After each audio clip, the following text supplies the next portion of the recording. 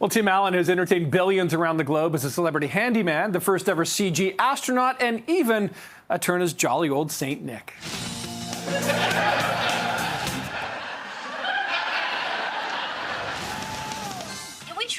And at the age of 71, he isn't just shifting gears, which is also the title of his hit CTV ABC comedy. He's also going way back and taking to the stage as a stand-up comedian. I spoke with Allen as he gears up for his show at Fallsview Casino this Friday, and we take a closer look at his return to the small screen right now. Let's talk about shifting gears. I think you just confirmed to us that there is a season 2, which is great because I think a lot of people love seeing you, you reprise your role as a dad, but this time with a different angle.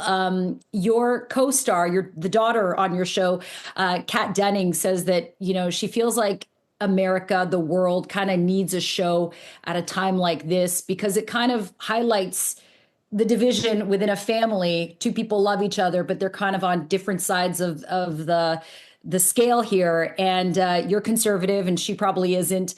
Do you feel like this show is kind of giving us I guess the cathartic reprieve we need right now? What Kat Dennings and I have said, we never speak of that. This is like, and I don't like to go backwards and forwards like this. Mm-hmm. That said, this is the best of what I grew up with. I studied entertainment when I started working this thing, and vaudeville was early on Broadway, and then they start shooting it. So live sitcoms, we still have a live studio audience, which is very rare these days because it's very difficult to do the edit wise. And then I wanted to play a hurt person. So the character I play, wife, has just passed within the last year. Kat Dennings plays my daughter who comes home after a very struggled marriage from Las Vegas. And I shoot this all in North Hollywood, California, where my shop is. And she comes back, and we did not get along because she left me and my wife when she was 18 and married a musician, had 2 kids, and kind of left us. And now she's coming back, and I show that she's my daughter. I don't like her and I don't want her in the house, but I'm not going to throw her out.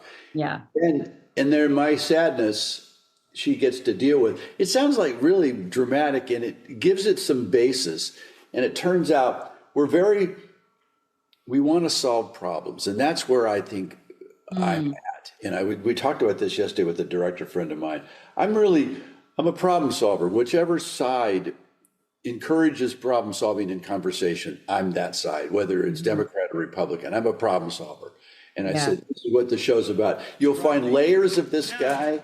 Sorry, 2 p.m. I'd like him to be an artist, and he's an artist, and he's a designer, and he's also a car guy, and he's also a cranky grandpa. Not this much. That we'll find out more and more about why people get cranky, and it's an evolution. What I wanted it to do is be funny. I wanted to be a sitcom that's funny. This is about and comedy to me is all based on some sort of emotional appeal. And so that's simply what it is. And how blessed I was to find the Kat, number one. She's just a perfect daughter for me. It looks like we're cut from the same cloth. Yeah. How cranky she is and cranky I am. And she grows into this thing. It's a marvelous experience for me to work with someone that I'm actually in the scene listening to her. It's amazing, and it's going to get better and better the way the writing staff goes, and so I'm very geeked that I was able to get this through in this age of.